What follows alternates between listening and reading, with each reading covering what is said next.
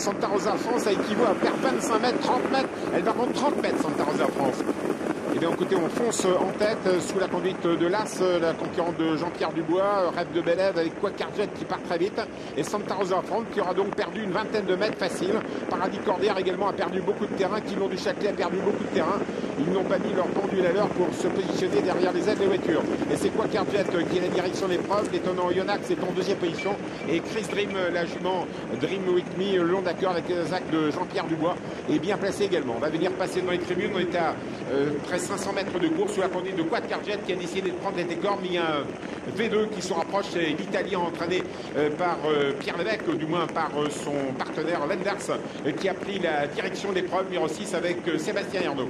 Sébastien Ernaud, Maël Winas, tête et corde, Quacarjet dans son dos. Ça va aller comme ça très longtemps car on a deux chevaux de grande valeur, premier, deuxième, le 6 devant le 3 et le 5 est Royal Dream lancé par Jean-Philippe Dubois qui ne veut pas que les autres reprennent et Jean-Philippe Dubois va se propulser en tête. Jean-Philippe Dubois, que va faire Sébastien Ernaud? Il réagit avec Main-Waisas. Main-Waisas accélère en compagnie de Royal Dream. Là, une lutte intestine entre deux concurrents, Jean-Philippe Dubois et Sébastien Ernaud. On a enclenché la bataille, on a engagé la guerre actuellement entre le 11 Royal Dream à l'extérieur de Main-Waisas à 1000 mètres de l'arrivée. Roxane Drift attend et plus on se battra devant, plus Roxane Drift va finir très très vite. Dans son sillage de Roxane Drift, on reconnaît Rêve de Bélève. La ligne d'en face, on calme un peu le jeu avec Main-Waisas et Royal Dream, ce qui fait qu'à l'extérieur, Roxane Drift et Eric Ratifin décident d'attaquer puisqu'on avait repris devant. Et Jean-Philippe Dubois, qui n'est pas trop saignant pour réattaquer à nouveau et pour combattre Roxane Drift, se met dans le dos Roxane Drift.